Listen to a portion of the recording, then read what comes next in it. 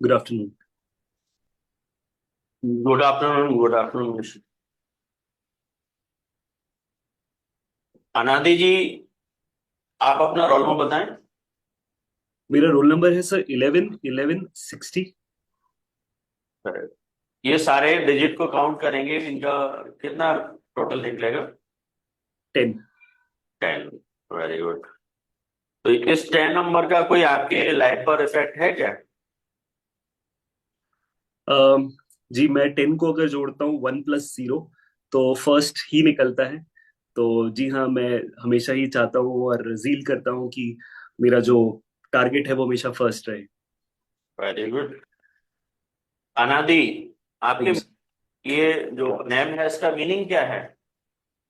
Sir, अनादि का मतलब होता है कि जिसकी कोई निश्चित शुरुआत नहीं हो, मतलब जिसकी कोई बिगिनिंग नहीं हो।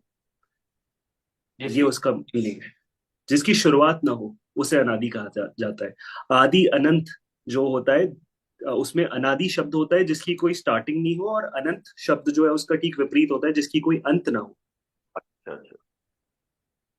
तो आप भोपाल से हैं, बेसिकली हुजूर प्लेस है, तहसील है आपकी। ये जी। हुजूर का नाम हुजूर क्यों पड़ा भाई? अ, जी, क्योंकि ये एक मुगल सल्तनत रही है, भोपाल डिस्ट्रिक्ट। तो यहाँ पे हुजूर शब्द जो है वो मतलब वहाँ के जो राजे, मतलब वहाँ के जो सल्तनत होती थी उसमें जो है वो एक तरीके से किसी को रिस्पेक्ट देने के लिए जो है वो शब्द यूज किया जाता था। इसी आधार पर जो है ये तहसील का नाम है। ओके।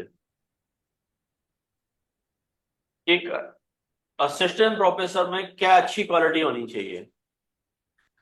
मैं मानता हूँ सर कि असिस्टेंट प्रोफेसर वो व्यक्ति है जो स्टूडेंट्स को एक बहुत ही इम्पोर्टेंट येट कॉम्प्लिकेटेड सब्जेक्ट को बहुत आसान शब्दों में, बहुत ही सुलझे हुए शब्दों में के लिए, उस टॉपिक के लिए रिस्पेक्ट एंड अंडरस्टैंडिंग जो है वो उजागर कर सके, जिससे वो स्टूडेंट ना सिर्फ ग्रेजुएशन की डिग्री ले सके बल्कि उसके बाद उस पर्टिकुलर क्षेत्र में अपना करियर बना सके। ये उसकी खूबियां, ये जो है मैं मानता हूँ एक असिस्टेंट प्रोफेसर की होती है। अनादि जी, आपका करियर बहुत अच्छा है, आपने सीए भी किया है, सीएस भी किया हुआ है। तो उस सेक्टर में आप अच्छा वर्क कर सकते थे, आप यहाँ क्यों आना चाहते हैं? सर, जब मैं अपने सीए के फाइनल स्टेज में था, तो उससे पहले मैंने 2 साल जो है वो एक कॉलेज, आइपर कॉलेज में जो है नैक A+ एक्रेडिटेड कॉलेज है, वहां पर मैंने जो है अपनी सेवाएं दी थी एज असिस्टेंट प्रोफेसर।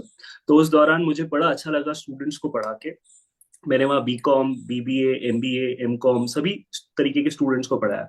फिर जब मेरा चार्टर्ड अकाउंटेंसी 2018 में क्वालिफाई हो भी गया, तो उसके बाद मैंने government college institute for excellence in higher education, जो कि अगेन मध्य प्रदेश गवर्नमेंट का नैक A+ एक्रेडिटेड कॉलेज है, वहां पर 5 साल अपनी सेवाएं दी। तो मैं हमेशा ही अपने आप को जो है वो एक सेटिस्फैक्शन फील करता हूँ कॉलेजेस में पढ़ा के। तो इस वजह से मैंने जो है सीए की जो कॉर्पोरेट फील्ड है उसे नहीं चुनते हुए पूरी तरीके से हायर एजुकेशन डिपार्टमेंट को समर्पित किया।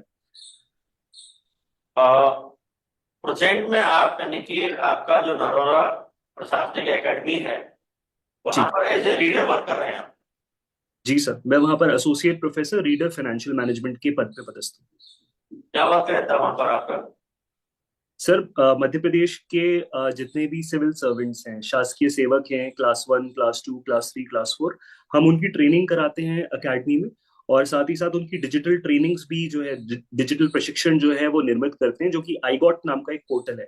मिशन कर्मयोगी का मैं नोडल इंचार्ज हूँ पूरे मध्य प्रदेश का, और साथ ही साथ ट्रेनिंग भी मेरा ही प्रभार है जिसको मैं देखता हूँ। तो मेरा पूर्ण वर्क यह रहता है कि मैं किस तरीके से ट्रेनिंग कैलेंडर को डिजाइन कर सकूं, और हर विभाग के जो भी ऑफिसर्स की मल्टीपल टॉपिक्स पर ट्रेनिंग है, चाहे आरटीआई हो, चाहे नेशनल पेंशन सिस्टम हो, चाहे फाइनेंस से रिलेटेड हो, चाहे जो है वो नई नीतियों को जो है वो लागू करने के ट्रेनिंग्स हो, उन्हें मैं अपने अकेडमी के अंदर जो है वो आयोजित करवाता हूँ। साथ ही साथ मैं कोर्स डायरेक्टर का भी पोजीशन वहां पर लेता हूँ और खुद क्लासेस भी लेता हूँ। तो आप इतना अच्छा वर्क कर रहे हैं वहां पर एकेडमी में, फिर आप इधर तब क्यों आना चाहते हैं, असिस्टेंट प्रोफेसर क्यों बनना चाहते हैं? सर, मुझे लगता है कि स्टूडेंट्स को जब मैं कोई पर्टिकुलर टॉपिक शुरुआत से लेके अंत तक समझाता हूँ, तो मुझे उसमें ज्यादा खुशी मिलती है। तो इस वजह से मैं वापस अपने मूल विभाग जो कि उच्च शिक्षा विभाग है उसमें जाना चाहता हूँ, from the current department which is general administrative department.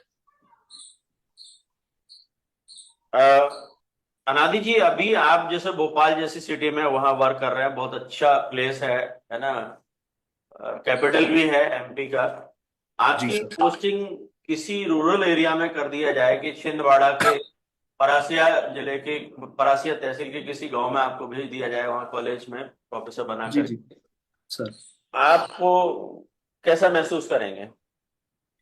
जी मुझे लगता है ये मेरे लिए जरूरी भी है कि मैं ऐसी जगहों पे पोस्ट हूँ जो कि रूरल और इंटीरियर एरियाज में है, ताकि मैं वहाँ के स्टूडेंट्स की जो है वो प्रॉब्लम्स और उनके जो लैक ऑफ इंफ्रास्ट्रक्चर है, या स्टूडेंट टीचर का किस तरीके से वहाँ पर जो है एक रिलेशनशिप होता है, या क्या उन्हें दिक्कतें आती हैं जो कि रिमोट और ट्राइबल बेल्ट्स में है, उनको सीख सकूं, ताकि आगे जाके मैं इन्हीं स्टूडेंट्स के लिए पॉलिसीज क्रिएट कर सकूं as OSD in higher education department. और मुझे लगता है कि जब तक किसी ने जमीनी हकीकत या जमीनी प्रॉब्लमों को नहीं समझा होता, वो मेरे ख्याल से जो है इतने बड़े लेवल पे जाकर जो है वो पॉलिसी इंप्लीमेंटेशन या पॉलिसी क्रिएशन में मदद नहीं कर सकता। तो मैं मानता हूँ मेरा सौभाग्य होगा कि मैं ऐसी जगह पे जाके पोस्ट हो सकूं। Very good. My last question. अनादि जी, आप देखते हैं कि कॉलेजेस में एक बेसिक प्रॉब्लम है कि स्टूडेंट कॉलेज में आते ही नहीं है, और जी। क्लास यदि कॉलेज में आ भी गए तो क्लास में नहीं जाते हैं। हम्म। तो आप यानी कि स्टूडेंट को क्लास की तरफ कैसे अट्रैक्ट करेंगे? सर, अ, हम किसी भी एक पर्टिकुलर सब्जेक्ट का एग्जाम्पल लेके चलें, जैसे फॉर एग्जाम्पल जीएसटी। अगर मुझे अपने स्टूडेंट को जीएसटी पढ़ाना है तो पहले तो मुझे उसके प्रैक्टिकलिटीज पता होनी चाहिए। एज ए चार्टर्ड अकाउंटेंट मैं सौभाग्य है मेरा कि मैं उस पर्टिकुलर टॉपिक को जो है प्रैक्टिकली डील करता हूँ। तो अगर मुझे जीएसटी रजिस्ट्रेशन सिखाना है तो मैं उसकी प्रोसेस जो है कंप्यूटर स्क्रीन पर जोड़ के दिखाऊंगा। तो मुझे लगता है कि कोई भी स्टूडेंट इन टॉपिक्स को जब प्रैक्टिकल रियलिटी के साथ जोड़ता है, तो उसके मन में ना सिर्फ एक गहरा प्रभाव पड़ता है, बल्कि उसको वो चीज याद भी रहती है और उसमें एक इंटरेस्ट भी जो है वो उजागर होता है। तो हम स्टूडेंट्स को धकेल कर क्लास में नहीं नहीं ला सकते। स्टूडेंट्स को उस टॉपिक की तरफ जो है इंटरेस्ट उजागर करना बहुत जरूरी है। जब हम वो कर लेंगे, से फॉर एग्जांपल इनकम टैक्स का रिटर्न फाइल करके उनको दिखाएंगे, तब तक वो जो है वो मतलब उस पर्टिकुलर चीज हो जाने के बाद वो स्टूडेंट जो है आप देखेंगे कि क्लास के अंदर डेली बेसिस पे मौजूद होगा और टीचर की तरफ भी उसकी रिस्पेक्ट पड़ेगी। Very good, very good. Next आपसे मैम क्वेश्चन पूछेंगे। अनाबी जी, अ, जी। आपका जो हॉबी है दैट इज, आपने तबला में कुछ ग्रेजुएशन कोर्स भी किया है? जी हाँ, मैं विशारद हूँ तबले में, खैरागढ़ यूनिवर्सिटी से। ये मैंने 2009 में किया था। 2009 और में? मैं उसके साथ साथ आर्ट और अलग म्यूजिकल इंस्ट्रूमेंट्स बजाना जानता हूँ। ओके, तो तबला किस टाइप का म्यूजिकल इंस्ट्रूमेंट है? मतलब आप पूछ रहे हैं कि किस श्रेणी का है वाद्य? श्रेणी में आता है बेसिकली? जी जी जी। ये बेसिकली जो है टोनैलिटी इंस्ट्रूमेंट है, यानी ये ऐसा वाद्य है जो जनरली किसी दूसरे म्यूजिक के साथ जो है, जो जनरली सिंगिंग होता है उसके साथ यूज किया जाता है। ये वैसा वाद्य है, मतलब ये ताल पे चलता है, ना कि किसी तरीके की टोन पे। ये एक तीसरा वाद्य यंत्र भी चाहिए होगा, ये सिर्फ अकेले तबला वादन नहीं किया जा सकता है? नहीं, सोलो प्रेजेंटेशंस बिल्कुल होती हैं।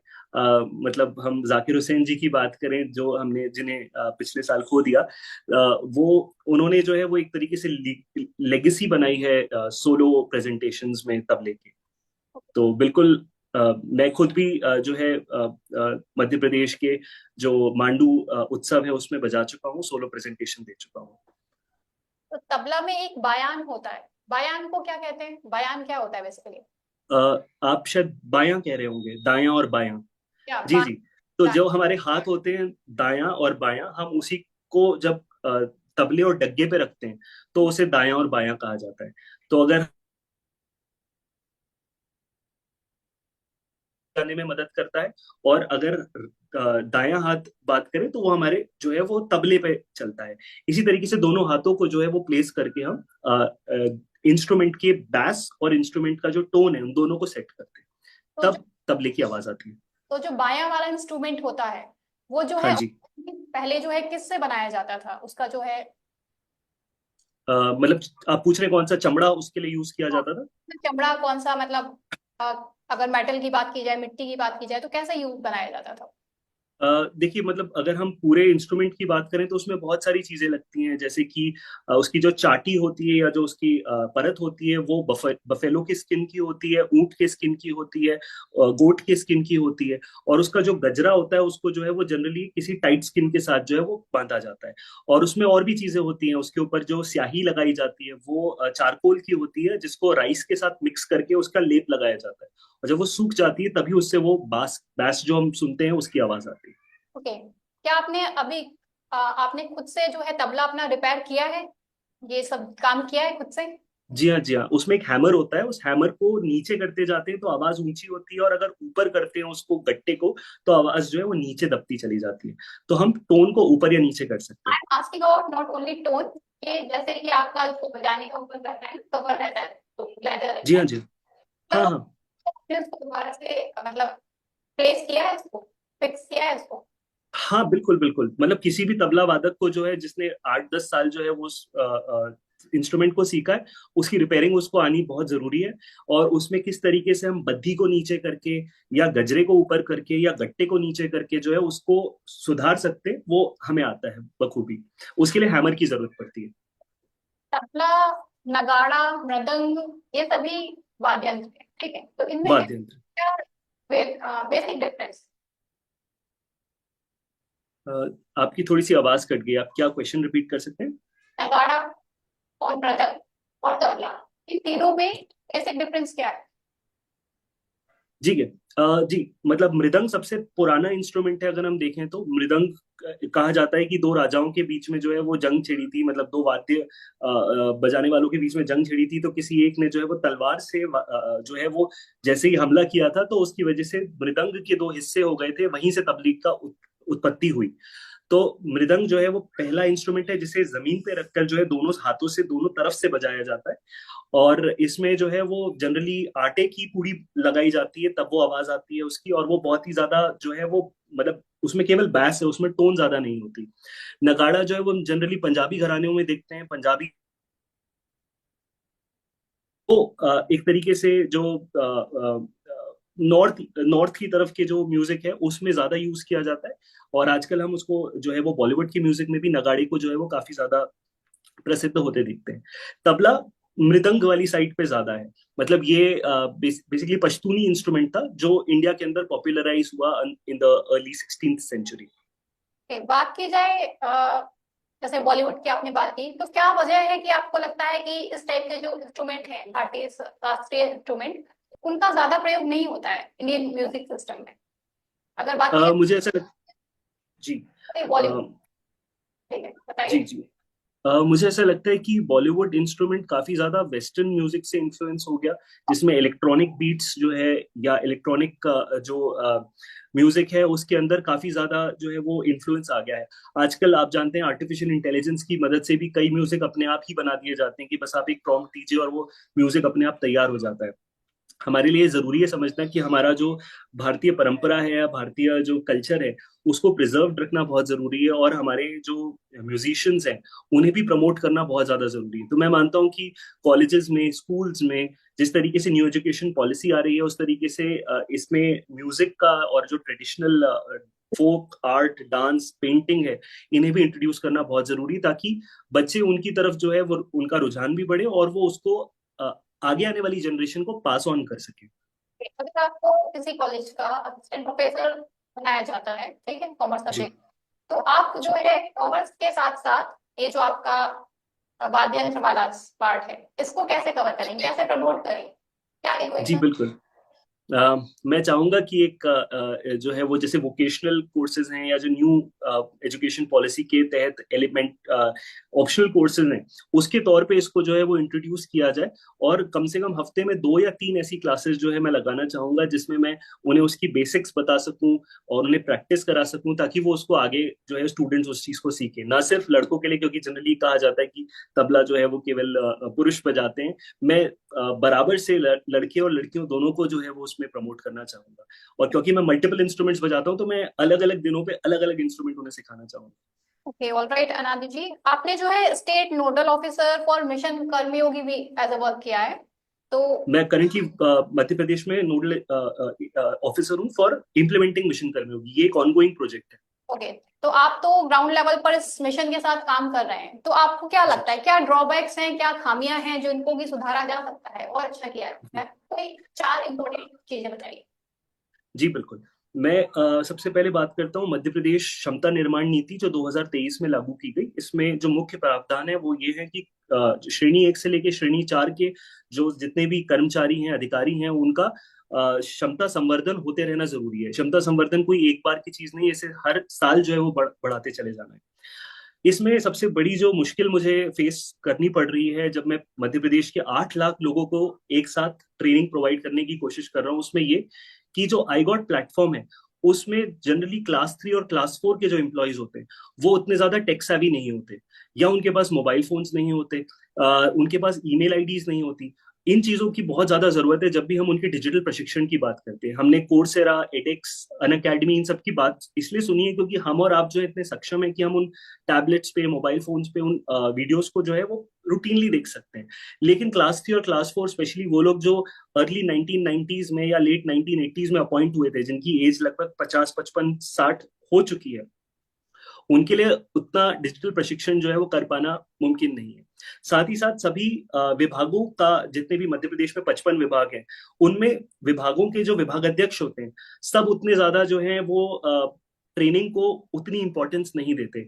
तो उन्हें बार बार बुलाना, उन्हें समझाना कि इस नीति में क्या है और क्यों जरूरी है हमें अलग अलग संवर्ग के लोग, अलग अलग काडर में जो लोग हैं, उनकी ट्रेनिंग करना। मैं हायर एजुकेशन का एग्जांपल लूं तो हायर एजुकेशन में सबसे बेसिक पे कोई एक असिस्टेंट प्रोफेसर होता है, फिर उसके बाद वो एसोसिएट प्रोफेसर होता है, फिर वो प्रोफेसर बनता है, फिर वो उसके बाद प्रिंसिपल बनता है यूजी कॉलेज का, फिर प्रिंसिपल बनता है पीजी कॉलेज का। तो इन पर्टिकुलर जी समझ गई हूँ मैं। जी ठीक है, राइट। कि जो डिजिटल इनिशिएटिव्स हैं, लोग इसमें जी इसको एक हेल्पफुल इवेंट की जगह इसको एक सरदर्द की तरह लेते हैं। मैं मानता हूं कि किसी भी नई चीज को जो है वो अपनाने में थोड़ा सा समय लगता है, पर एक बार इसकी अहमियत लोगों तक पहुंच जाए, एक थोड़े से 8-10 साल बीत जाए, तो एक नया जो बैच है वो एकदम से नए जो लोग हैं वो इस शासन को संभालने के लिए आगे आएंगे, तो हाँ, अपने आप वो अगर हो आप जाएगा। 8-10 साल बीत जाएंगे यही करने में, तो 8-10 साल में तो वो टेक्नोलॉजी भी चेंज हो जाएगी, है ना? फिर वो बिल्कुल लोग बिल्कुल। से लैग कर जाएंगे टाइम के अकॉर्डिंग। हाँ जी।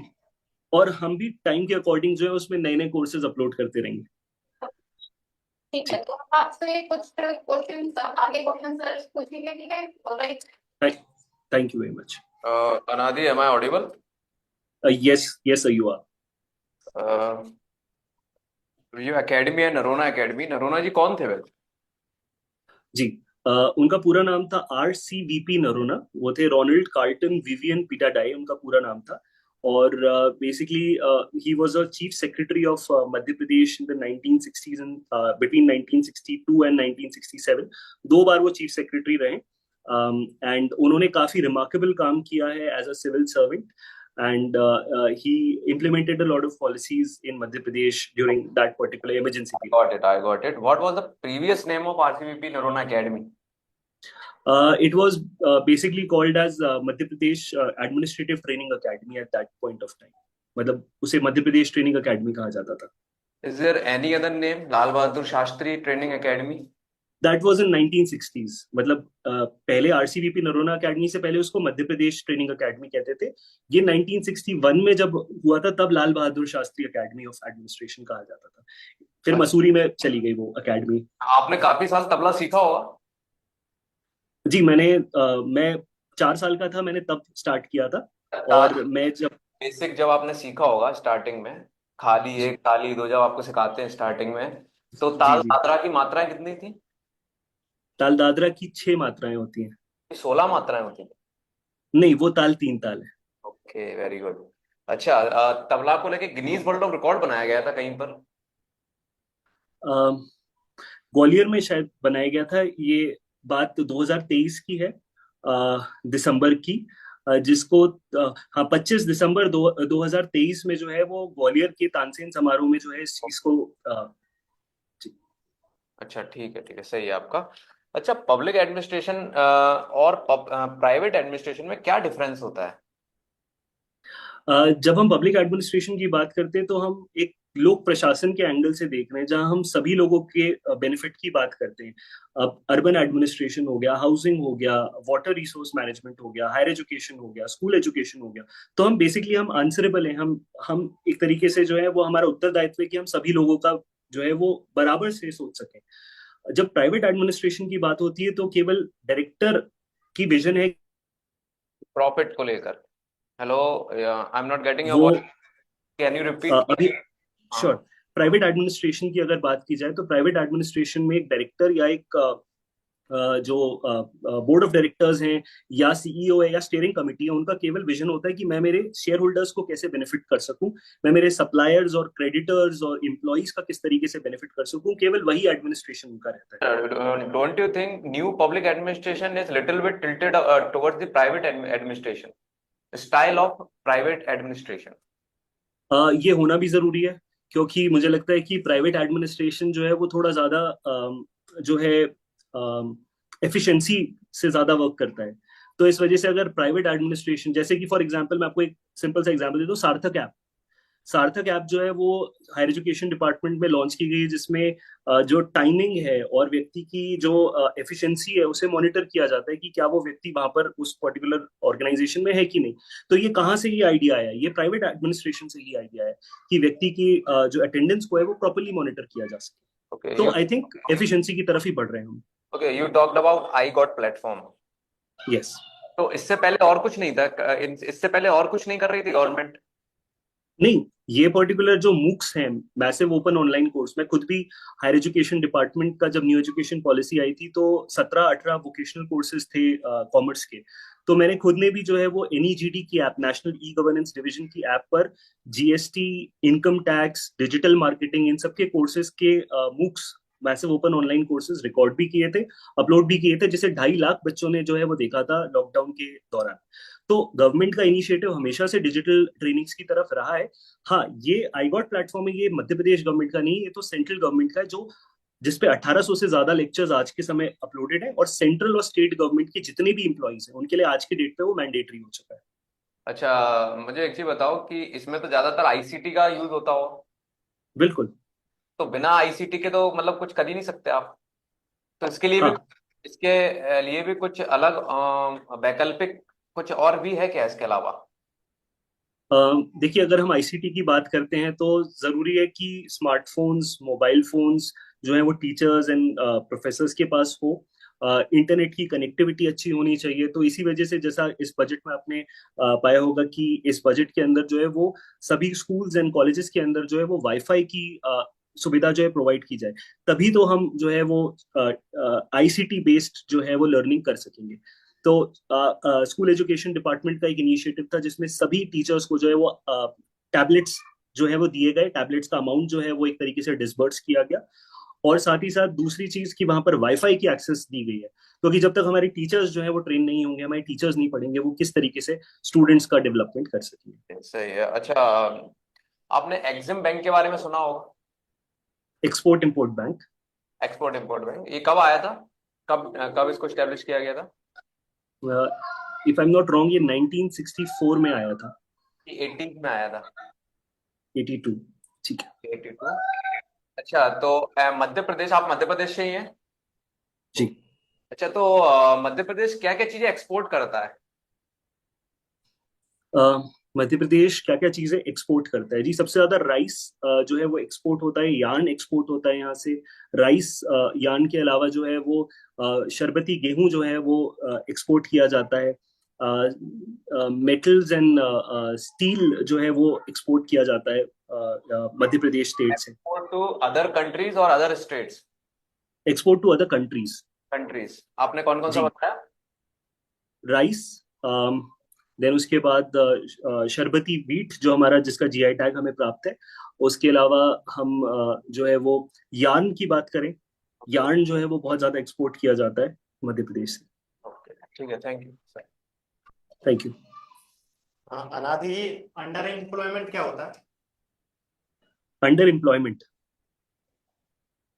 अंडर एम्प्लॉयमेंट होता है जब कोई व्यक्ति जो है, मतलब अगर एक पर्टिकुलर समूह की बात की जाए तो ज्यादा लोग मिलकर जो है वो एक ही काम करते हैं, जब तब अंडर एम्प्लॉयमेंट होता है। मतलब फॉर एग्जाम्पल, अगर किसी टास्क को करने के लिए 10 लोग की जरूरत है लेकिन उसमें 18 लोग एम्प्लॉयड है, तो वो अंडर एम्प्लॉयमेंट है। अंडर एम्प्लॉयमेंट है, या फिर अपनी एबिलिटी से भी कम उस पर नौकरी करने वाला अंडर एम्प्लॉयमेंट हो सकता है।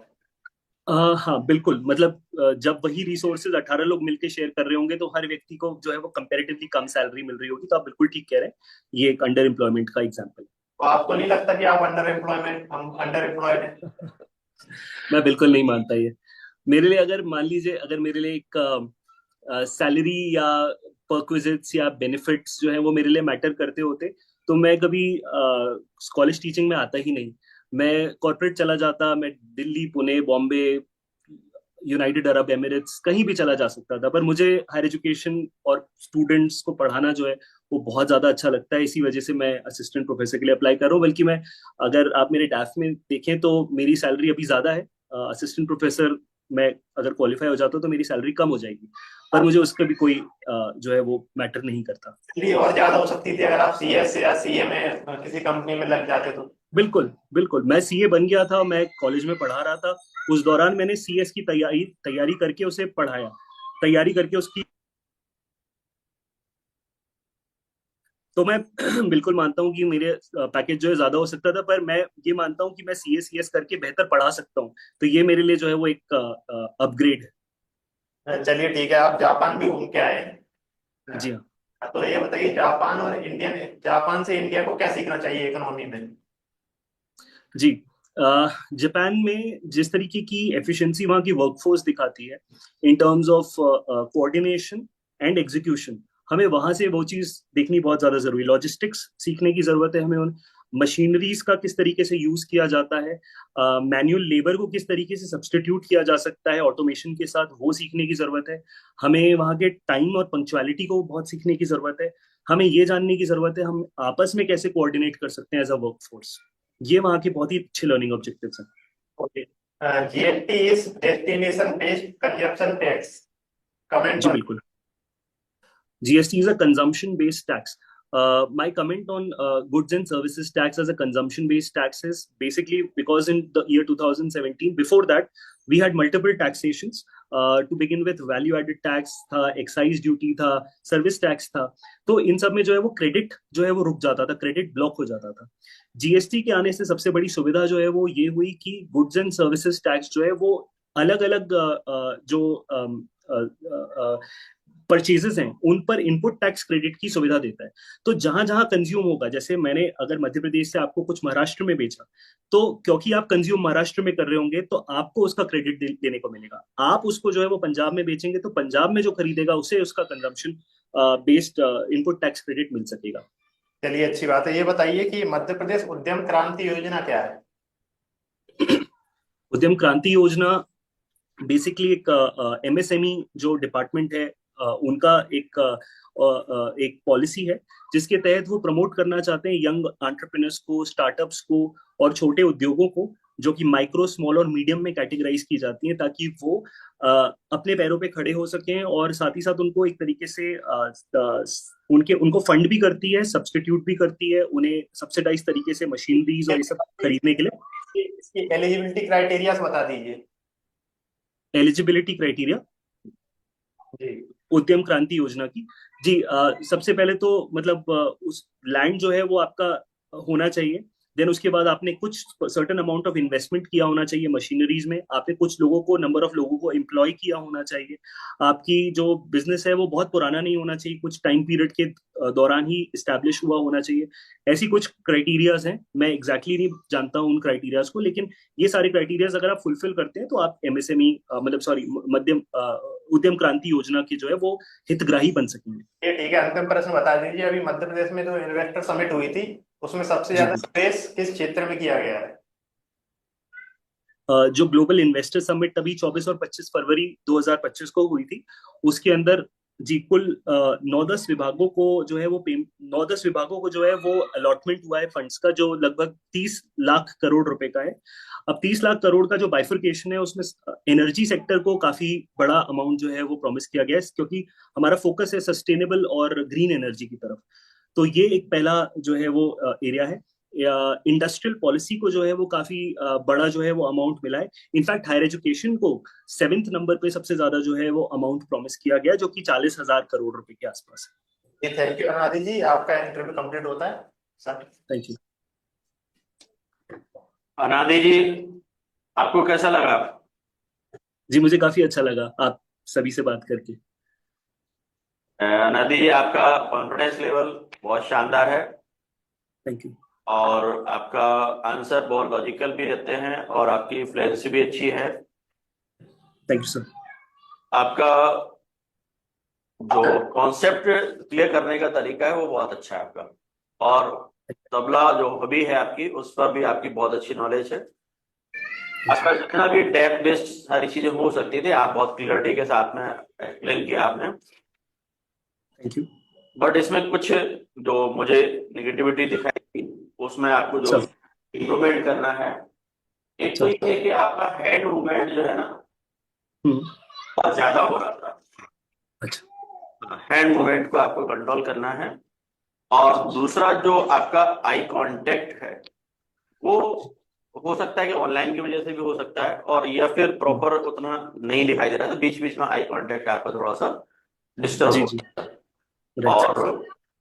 और ड्रेस मुझे लगता है कि शायद आप ये वाला नहीं पहनेंगे उस दिन और कुछ पहनेंगे। मैं एक्चुअली ऑफिस से सीधे आ रहा था तो मेरे पास कोट नहीं था, नहीं तो मैं जरूर पहनता। जी। नो डाउट है कि आप पर्सनालिटी वाइज बहुत काफी स्ट्रांग हैं, और Thank you. मुझे लगता है कि कॉमर्स सब्जेक्ट में आपका अभी हम लोगों ने ज्यादा नॉलेज चेक नहीं किया। आज आज आपका डेप्थ बहुत अच्छा था, इसलिए हमारी ये थी उत्सुकता कि हम आपसे हर टॉपिक पे बात कर रहे हैं। डेप्थ में जो लिखा हुआ था बहुत शानदार आपका डेप्थ है, और आप उसको डिजर्व भी करते हैं जो आपने लिखा हुआ है। और नेक्स्ट टाइम में हम आपसे कॉमर्स सब्जेक्ट पर ज्यादा से ज्यादा बात करेंगे, क्योंकि अभी हम उसको नहीं कर पाए, और जी। आपने हर तरीके से सेटिस्फाई किया। बस ये कि कुछ चीजें जो थी मैंने आपको बताई उस पर आप जरूर वर्क कर लिए, क्योंकि हैंड मूवमेंट बहुत ज्यादा हो रहा था। कभी कभी ऐसा लगता था कि ये आपको इंटरव्यू नहीं, यहाँ पर प्रेजेंटेशन दे रहे हैं, है ना, या यूं कह दिया जाए कि जो लर्नर एकेडमी में आप लेक्चर देते हैं ना, वो कभी कभी स्टार्ट हो जाता था आपका। तो थोड़ा आंसर को कुछ थोड़ा कॉम्पैक्ट भी कराएं, है ना, बिल्कुल। थोड़ा सा लेंदी हो रहे थे।